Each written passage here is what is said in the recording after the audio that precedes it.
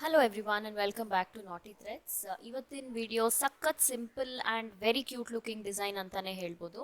ಈ ಡಿಸೈನ್ನ ಮಾಡೋದಕ್ಕೆ ನಾನು ಈ ರೀತಿ ಫ್ಲಾಟ್ ಆಗಿರುವಂತಹ ಫ್ಲವರ್ ಬೀಡ್ಸ್ನ ಯೂಸ್ ಮಾಡ್ಕೋತಾ ಇದ್ದೀನಿ. ಬೀಡ್ ಕೂಡ ಅಷ್ಟೇ ನೋಡೋದಕ್ಕೆ ತುಂಬಾನೇ ಮುದ್ದಾಗಿದೆ. ಆ್ಯಂಡ್ ಇದಕ್ಕೆ ನಾನಿವತ್ತು 7 ಸ್ಟ್ಯಾಂಡ್ಸ್ ತೊಗೊತಾ ಇದ್ದೀನಿ, 7 ಎಳೆ ದಾರ. ಸ್ವಲ್ಪ ಥಿಕ್ಕಾಗಿ ಬರಲಿ ವರ್ಕ್ ಅಂತ. ನೀವು ಬೇಕು ಅಂದರೆ ಇದೇ ಡಿಸೈನು 6 ಎಳೆ ದಾರದಲ್ಲಿ ಕೂಡ ಮಾಡ್ಬೋದು, ನೀಡಲ್ ನಂಬರ್ 10 ಅಲ್ಲಿ ಕೂಡ ಮಾಡ್ಬೋದು. ಬಟ್ ನಾನಿವತ್ತು ಯೂಸ್ ಮಾಡ್ತಾ ಇರೋಂತಹ ನೀಡಲ್ ಬಂದು ನೀಡಲ್ ನಂಬರ್ 9. ಸೊ ನಾನು 7 to 8 ಸ್ಟ್ಯಾಂಡ್ಸ್ ದಾರ ತಗೊಂಡಾಗ ನೀಡಲ್ ನಂಬರ್ 9 ಯೂಸ್ ಮಾಡ್ಕೋತೀನಿ, ಈಸಿಯಾಗಿ ಕಂಬ ಎಳೆಯೋದಕ್ಕಾಗತ್ತೆ ಅಂತ. ಸೊ ಸೀರೆದು ರೈಟ್ ಸೈಡ್ ನನ್ನ ಕಡೆಗೆ ಇಟ್ಕೊಂಡು ಇಲ್ಲಿ ದಾರದ ಗಂಟನ್ನ ಫಸ್ಟು ರಾಂಗ್ ಸೈಡ್ಗೆ ಫಿಕ್ಸ್ ಮಾಡ್ಕೋತಾ ಇದ್ದೀನಿ. ಸೊ ಈ ರೀತಿ ಲೂಪ್ನ ಎಳ್ಕೊಳ್ಳಿ, ಅದೇ ತೂತಿಂದ ಎಳ್ಕೊಂಡು ಒಂದು ಚೈನ್ ಮಾಡಿಕೊಂಡ್ರೆ ಗಂಟು ಫಿಕ್ಸ್ ಆಗುತ್ತೆ. ಸೊ ಗಂಟು ಫಿಕ್ಸ್ ಮಾಡಿದ ತಕ್ಷಣ ಫಸ್ಟು ಒಂದು ಬೀಡ್ ಹಾಕೋಬೇಕು. ಈ ರೀತಿ ಸೂಜಿಗೆ ಬೀಡ್ ತಗೊಂಡು ಅದನ್ನು ಈ ಲೂಪ್ ಒಳಗಡೆ ಪೋಣಿಸ್ಕೊಂಡು ಇಮಿಡಿಯೇಟ್ ಆಗಿ ಒಂದು ಚೈನ್ ಸ್ಟಿಚ್ನ ಹಾಕೋಬೇಕು. ಚೈನ್ ಸ್ಟಿಚ್ನ ಹಾಕಿದ್ದಾದ್ಮೇಲೆ ಅದು ಎಲ್ಲಿಗೆ ರೀಚ್ ಆಗುತ್ತೋ ನೋಡಿಕೊಂಡು ಅದೇ ಪಾಯಿಂಟ್ಗೆ ಒಂದು ಸಿಂಗಲ್ ಕ್ರೋಶೆನ ಮಾಡ್ಕೋಬೇಕು. ಸೊ ಇದು ಬೇಸ್ ಲೈನಲ್ಲಿ ನಾವು 5 ಚೈನ್ ಹಾಕ್ತಾ ಇದ್ದೀವಿ. ಸೊ 3 4 5 ಚೈನ್ ಅಲ್ಲ, ಸಾರಿ 4 ಚೈನು. ನಿಮಗೆ ಬೇಕು ಅಂದರೆ 5 ಕೂಡ ಹಾಕೋಬೋದು.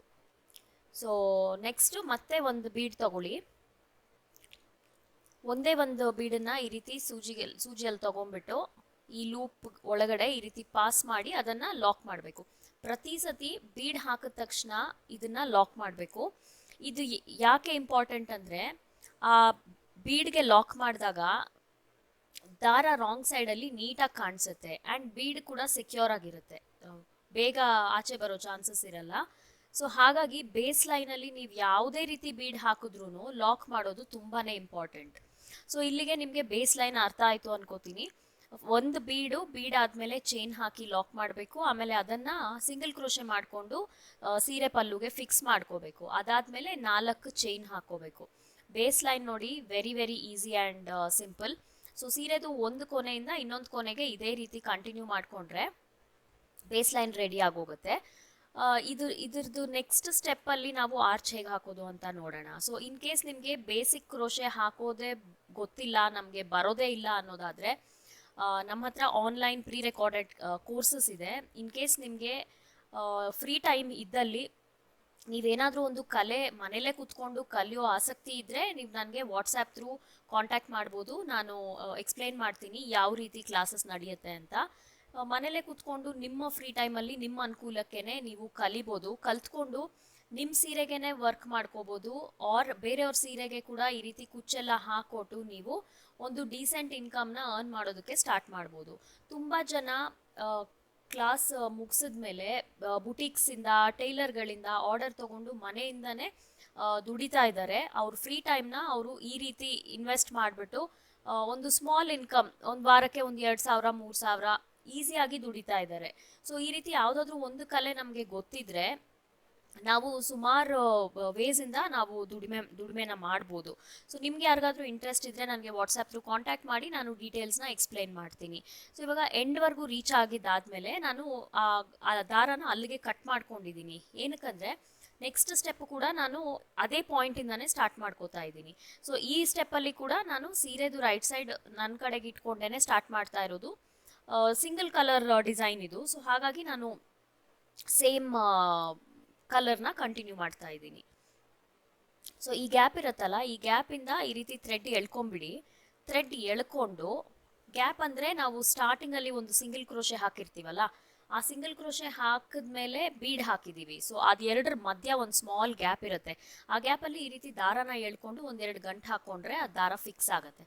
ಸೊ ತಿರ್ಗಾ ಅದೇ ಗ್ಯಾಪಲ್ಲೇ ಕ್ರೋಶಾನ ಪಾಸ್ ಮಾಡಿಬಿಟ್ಟು ಈ ರೀತಿ ಲೂಪ್ ಎಳ್ಕೊಂಡು ಒಂದು ಚೈನ್ ಹಾಕ್ಕೊಂಡ್ರೆ ಕ್ರೋಶೆ ಮೇಲೆ ದಾರ ಬರುತ್ತೆ. ಸೊ ಇವಾಗ ನೋಡ್ಕೊಳ್ಳಿ, ಈ ಬೀಡ್ ಹಿಂದ್ಗಡೆ ನಾವು ಚೈನ್ ಹಾಕೋದ್ರಿಂದ ಒಂದು ಲಾಂಗ್ ಥ್ರೆಡ್ ಪಾಸ್ ಆಗುತ್ತಲ್ವಾ, ಅದೇ ನಮಗೆ base line.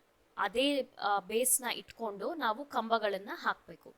So starting 2 chain ಹಾಕ್ಕೊಂಡಿದ್ದೀನಿ. 2 ಚೈನ್ ಹಾಕಿದ್ಮೇಲೆ ಇಲ್ಲಿ ನಾನು ಕಂಬನ ಹಾಕ್ತಾ ಇದ್ದೀನಿ. ಸೊ ಇದು ಒಂಥರ ಶಾರ್ಟ್ಕಟ್ ಮೆಥಡ್ ಅಂತಲೇ ಹೇಳ್ಬೋದು. ಇಲ್ಲ ಅಂದರೆ ಜನರಲಿ ನಾವೇನು ಮಾಡ್ತೀವಿ, ಸೀರೆನ ಟರ್ನ್ ಮಾಡಿಕೊಂಡು ಆ ಬೀಡ್ಗೆ ಸುತ್ತ ಮತ್ತೆ 5 ಚೈನ್ನ ಹಾಕೋತೀವಿ, ಇಲ್ಲ 4 ಚೈನ್ನ ಹಾಕೊಂಡು ಆಮೇಲೆ ಆ ಚೈನ್ ಗ್ಯಾಪಲ್ಲಿ ನಾವು ಈ ಆರ್ಚ್ನ ಹಾಕೋತೀವಿ. ಸೊ ಅದು ಜಾಸ್ತಿ ಟೈಮ್ ಕನ್ಸ್ಯೂಮ್ ಆಗತ್ತಲ್ವಾ. ಸೊ ಹಾಗಾಗಿ ಇದು ಒಂಥರ ಶಾರ್ಟ್ಕಟ್ ಮೆಥಡ್ ಈ ಡಿಸೈನ್ ಮಾಡೋದಕ್ಕೆ. ಸೊ ಬೀಡ್ ಹಿಂದ್ಗಡೆ ಒಂದು ಸ್ಟ್ರೇಟ್ ಲೈನ್ ಬರುತ್ತೆ ಥ್ರೆಡ್ದು. ಯಾವಾಗ ಬರುತ್ತೆ ಅದು ನಾವು ಚೈನ್ ಸ್ಟಿಚ್ ಬೀಡ್ ಆದಮೇಲೆ ಚೈನ್ ಸ್ಟಿಚ್ ಹಾಕಿ ಲಾಕ್ ಮಾಡ್ತೀವಲ್ಲ ಆವಾಗ ಮಾತ್ರನೇ ಈ ರೀತಿ ಬರೋದು. ಸೊ ಹಾಗಾಗಿ ಈ ಡಿಸೈನ್ಗೆ ಚೈನ್ ಬೀಡ್ ಆದಮೇಲೆ ಅದನ್ನು ಲಾಕ್ ಮಾಡೋದು ತುಂಬಾ ಇಂಪಾರ್ಟೆಂಟು. ಸೊ ಇಲ್ಲಿ ಒಂದು 10 ಕಂಬ ಅಷ್ಟು ಹಾಕ್ಬೋದು ನೀವು. ಬೀಡ್ ಸೈಜ್ ಮೇಲೆ ಡಿಪೆಂಡ್ ಆಗುತ್ತೆ. ಇನ್ ಕೇಸ್ ನೀವು ದೊಡ್ಡ ಬೀಡ್ ಹಾಕೋದಾದರೆ ಇನ್ನೂ ಜಾಸ್ತಿ ಕಂಬ ಹಾಕ್ಬೋದು. ಇದು ಮೀಡಿಯಮ್ ಸೈಜ್ ಬೀಡ್ ಅಲ್ವಾ, ಸೊ 8ರಿಂದ 10 ಕಂಬ ಸಾಕು. ಅಷ್ಟು ಕಂಬ ಹಾಕಿದಾದ್ಮೇಲೆ ನೆಕ್ಸ್ಟ್ ಬ್ಲಾಕಲ್ಲಿ ನಾವು 4 ಚೈನ್ ಹಾಕೊಂಡಿರ್ತೀವಲ್ಲ ಅಲ್ಲಿಗೆ 2 ಸಿಂಗಲ್ ಕ್ರೋಶೆನ ಹಾಕಬೇಕು. ಸೊ 2 ಸಿಂಗಲ್ ಕ್ರೋಶೆ ಹಾಕಿದಾದ್ಮೇಲೆ ಮತ್ತೆ ಕಂಬ ಬಂದು ಆ ದಾರಕ್ಕೆ, ಸೊ ಬೀಡು ಆ್ಯಂಡ್ ದಾರ ಮಧ್ಯದಲ್ಲಿ ಈ ರೀತಿ ಸೂಜಿ ಅವ್ರ ಕ್ರೋಶೆನ ಪಾಸ್ ಮಾಡಿಕೊಂಡು ಅದೇ ಜಾಗದಲ್ಲಿ 8ರಿಂದ 10 ಕಂಬ ಹಾಕಬೇಕು. ಸೊ ಫಸ್ಟ್ ಆರ್ಚ್ಗೆ ನೀವು 8 ಕಂಬ ಹಾಕಿದ್ರೆ ಪ್ರತಿ ಆರ್ಚ್ಗೂ ನೀವು 8 ಕಂಬನೇ ಹಾಕಬೇಕು.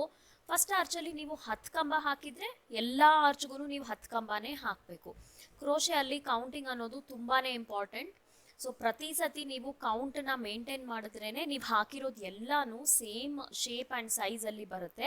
ಇನ್ ಕೇಸ್ ಕೌಂಟಲ್ಲಿ ವೇರಿಯೇಷನ್ ಆಯಿತು ಅಂದರೆ ಒಂದು ಆರ್ಚ್ ದೊಡ್ಡದು ಬರುತ್ತೆ, ಇನ್ನೊಂದು ಆರ್ಚ್ ಚಿಕ್ಕದು ಬರುತ್ತೆ. ಸೊ ಹಾಗಾಗಿ ಕ್ರೋಶೆಯಲ್ಲಿ ಕೌಂಟಿಂಗ್ ಅಂತೂ ತುಂಬಾ ಇಂಪಾರ್ಟೆಂಟು. ಕೌಂಟ್ ಮಿಸ್ ಆಯಿತು ಅಂದರೆ ಫಿನಿಶಿಂಗ್ ಕೂಡ ಅಷ್ಟೊಂದು ನೀಟಾಗಿ ಬರಲ್ಲ. ನೋಡಿದ ತಕ್ಷಣ ವಾವ್ ಅನ್ನಿಸ್ಬೇಕು ಅಲ್ವಾ, ಆ ಥರ ಇರಬೇಕು ನಮ್ಮ ಕೆಲಸ. ಸೊ ಹಾಗಾಗಿ ಈ ಪರ್ಟಿಕ್ಯುಲರ್ ಡಿಸೈನು ನೀವು ಟ್ರೈ ಮಾಡಿ ನೋಡಿ. ತುಂಬ ಟೈಮ್ ಸೇವ್ ಆಗುತ್ತೆ. ವಿತಿನ್ 2 ಅವರ್ಸ್ ನೀವು ಫುಲ್ ಸ್ಯಾರಿ ಮುಗಿಸ್ಬಿಡ್ಬೋದು. ಆ್ಯಂಡ್ ಇದೊಂದು ಸ್ಟಾರ್ಟಿಂಗ್ ರೇಂಜ್ ಡಿಸೈನ್ ಅಂತಲೇ ಹೇಳ್ಬೋದು. ಇವಾಗ ಸ್ವಲ್ಪ ಮಿಡ್ಲ್ ಏಜ್ಡ್ ಅವ್ರಿಗೆ ಕುಚ್ಚೆಲ್ಲ ಬೇಡ ಅಂತಾರೆ, ಜಾಸ್ತಿ ಬೀಡ್ ಕೂಡ ಬೇಡ ಅಂತಾರೆ, ಅಂಥವ್ರಿಗೆ ನೀವು ಈ ಡಿಸೈನ್ನ ಸಜೆಸ್ಟ್ ಮಾಡ್ಬೋದು. ಆ್ಯಂಡ್ ಇಲ್ಲಿ ನಾನು ಡಲ್ ಗೋಲ್ಡ್ ಬೀಡ್ ಯೂಸ್ ಮಾಡಿದ್ದೀನಲ್ವಾ, ಅದ್ರ ಬದಲು ನೀವು ಕ್ರಿಸ್ಟಲ್ ಆಗಲಿ ಪರ್ಲ್ ಆಗಲಿ ಆ ರೀತಿ ನೀವು 8mm to 10mm ಸೈಜ್ ಬೀಡ್ನ ನೀವು ಯೂಸ್ ಮಾಡ್ಕೋಬೋದು. ಸೊ ಸೀರೆದು ರಾಂಗ್ ಸೈಡ್ ಕೂಡ ನೀಟಾಗೆ ಕಾಣುತ್ತೆ, ಆ್ಯಂಡ್ ರೈಟ್ ಸೈಡ್ ಅಂತೂ ಹೇಳೋದೇ ಬೇಡ, ಆಬ್ವಿಯಸ್ಲಿ ತುಂಬಾ ಚೆನ್ನಾಗಿರುತ್ತೆ. ಆ್ಯಂಡ್ ಪುಟ್ಟ ಆರ್ಚ್ ಬರುತ್ತೆ ಈ ಡಿಸೈನಲ್ಲಿ. ಸೊ ಹಾಗಾಗಿ ನೋಡಿದ ತಕ್ಷಣ ಅಯ್ಯೋ ಎಷ್ಟು ಮುದ್ದಾಗಿದೆ ಈ ಡಿಸೈನ್ ಅಂತಾನೆ ಅನಿಸುತ್ತೆ. ಸೊ ನನಗಂತೂ ಇದು ಒಂಥರ ಫೇವ್ರೆಟ್ ಡಿಸೈನ್.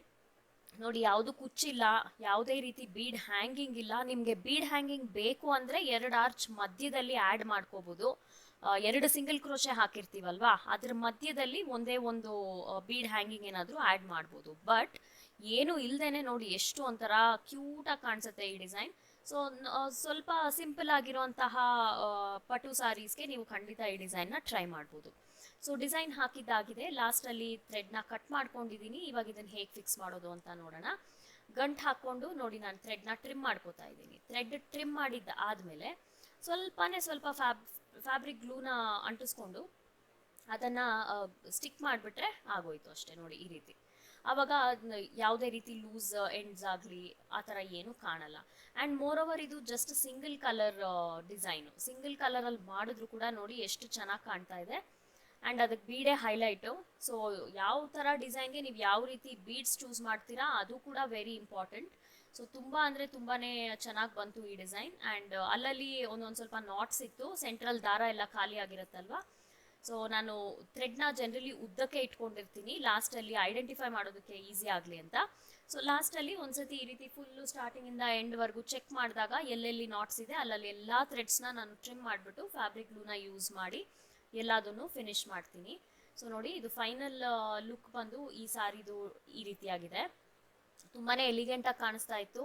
ಆ್ಯಂಡ್ ನಿಮಗೆಲ್ಲ ಹೇಗೆ ಅನ್ನಿಸ್ತು ಅಂತ ಕಾಮೆಂಟ್ ಮಾಡಿ ತಿಳಿಸಿ. ಇದು ಬಿಗಿನರ್ ಲೆವೆಲ್ ಡಿಸೈನೇ ನಿಜ, ಬಟ್ ಇತ್ತೀಚೆಗೆ ನನ್ನ ಚಾನಲ್ನ ಫಾಲೋ ಮಾಡ್ತಾ ಇರೋರಿಗೆ ಯೂಸ್ಫುಲ್ ಆಗಲಿ ಅಂತ ನಾನು ಇದನ್ನು ಪೋಸ್ಟ್ ಮಾಡ್ತಾ ಇದ್ದೀನಿ. ನೀವು ತುಂಬ ದಿನದಿಂದ ಫಾಲೋ ಮಾಡ್ತಾ ಇದ್ದರೆ ನಿಮಗೆ ಅಯ್ಯೋ ಇದೇನಪ್ಪ ಡಿಸೈನು ಇಷ್ಟು ಸಿಂಪಲ್ ಹಾಕಿದ್ದಾರೆ ಅಂತ ಅನ್ನಿಸ್ಬೋದು. ಬಟ್ ಇವಾಗ ನ್ಯೂ ಫಾಲೋವರ್ಸ್ಗೆ ಕೂಡ ನಾನು ಕಾಂಟೆಂಟ್ನ ಶೇರ್ ಮಾಡಬೇಕಲ್ವಾ. ಸೊ ಹಾಗಾಗಿ ನಾನು ಈ ಡಿಸೈನ್ನ ಪೋಸ್ಟ್ ಮಾಡಿದ್ದೀನಿ. ಏನೇ ಇರಲಿ ಸಿಂಪಲ್ ಡಿಸೈನೇ, ಬಟ್ ನಿಮಗೆಲ್ಲ ಹೇಗೆ ಅನ್ನಿಸ್ತು ಅಂತ ಕಾಮೆಂಟ್ ಮಾಡಿ ತಿಳಿಸಿ. ಆ್ಯಂಡ್ ಐ ಥಿಂಕ್ ಈ ವಿಡಿಯೋಲಿ ಇಷ್ಟೇ. ಮತ್ತೆ ಬೇಗ ಸಿಗ್ತೀನಿ. ಅಂಟಿಲ್ ದೆನ್ ಟೇಕ್ ಕೇರ್, ಬಾಯ್.